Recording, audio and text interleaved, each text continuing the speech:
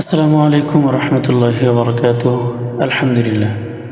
সম্মানিত দিনী ভাই এবং বোন, যে যেখান থেকে আমাদের পড়াগুলো নিয়মিত দেখছেন, আলহামদুলিল্লাহ, আশা করি আল্লাহ পাকের অশেষ মেহেরবানিতে সকলে ভালো আছেন, সুস্থ আছেন। আল্লাহ তাআলা সর্ব অবস্থায় সকলকে ভালো রাখুক, সুস্থ রাখুক, সেই দোয়া কামনা করছি।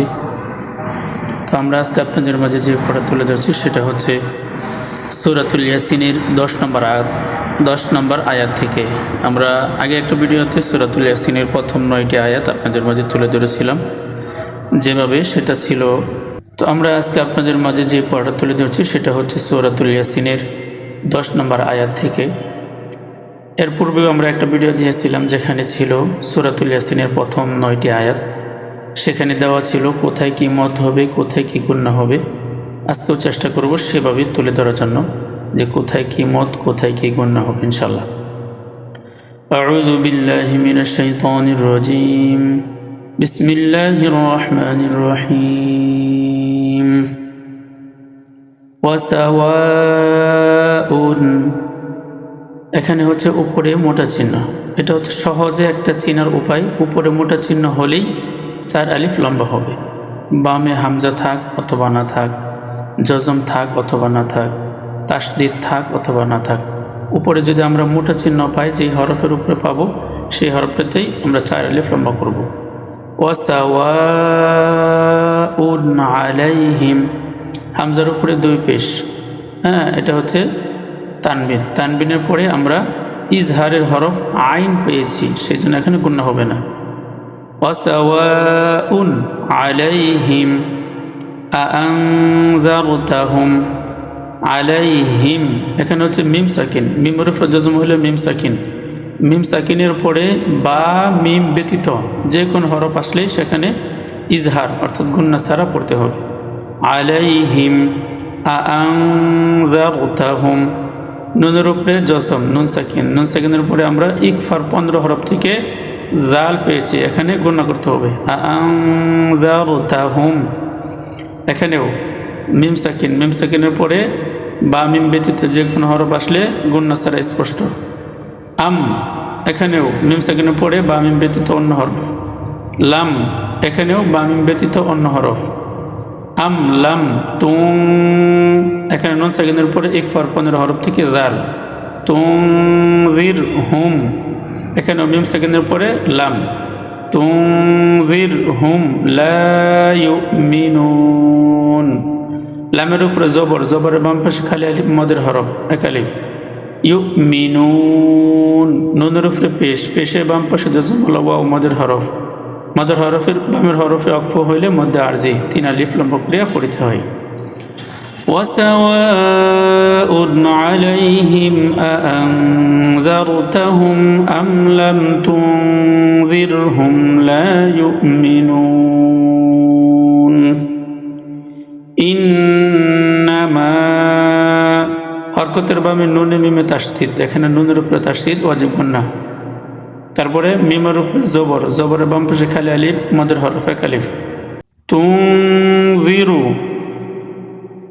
এখানে নুন সাকিন। নুন সাকিনের পরে ইকফার 15 হরফ থেকে জাল আসছে। তুনযিরু মানিত্তাবাআল যিকরা, নুন গে তাসদীদের সাথে মিলিত হবে। তাসদীদুল হরফ 2 বার পড়তে হয়। মানিত্তাবাআল যিকরা, আবার এই আইন আলিফ লাম এটিকে বেঁধে রেখে জালের সাথে মিলিত হবে, তাসদীদুল হরফ। মানিত্তাবাআল যিকরা ওয়া খাশিয়ার রহমানা, এখানে মিমের উপরে খারা জবর এক আলিফ লম্বা। বিল গায়ব, বিল গায়ব, গায়নের উপরে জবর, জবরের বাম পাশে জজম হলাইয়া লিনের হরফ। লিনের হরফের বামের হরফে অক্ফ হইলে এক আলিফ লম্বা, এটাকে মধ্যে লিন বলে। ইন্নামা তুনযিরু মান ইত্তাবাআল যিকরা ওয়া খাশিয়ার রহমানা বিল গায়ব ফাবাশশিরহু বিমাগফিরাতিন, এখানে কোনো গুণনা নাই, কোনো মদ নাই। এখানে তার নিচে 2 জের, 2 জের তানবিন। তানবিনের পরে ইদগামে বাগুন্দার হরফ ওয়াও আসছে।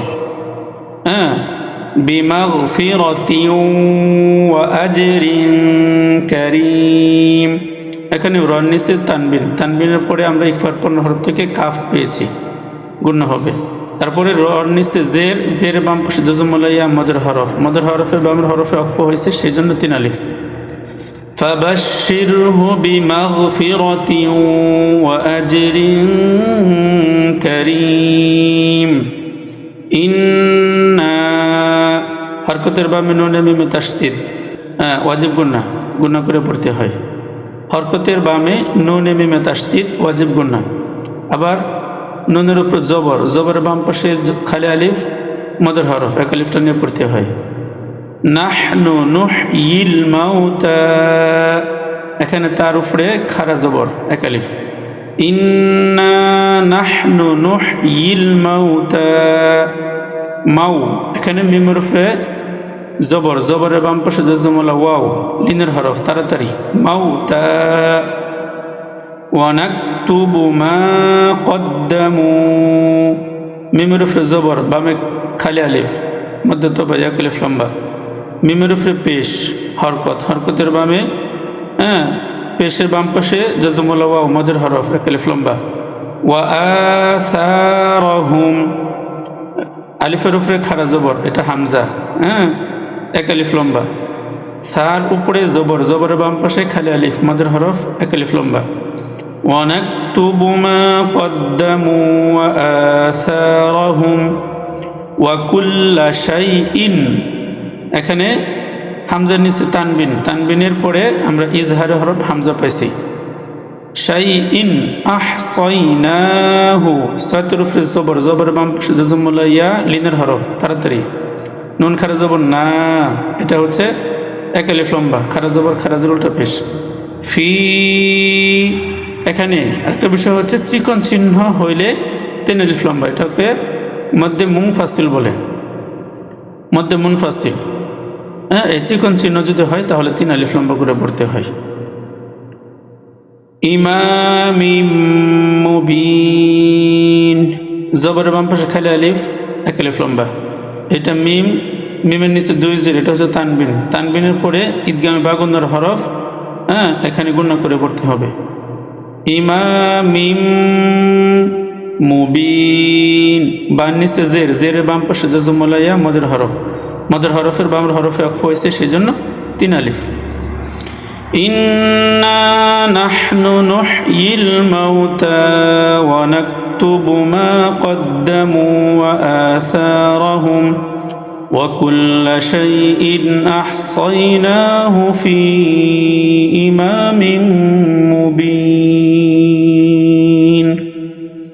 সাদাকাল্লাহুল আযীম।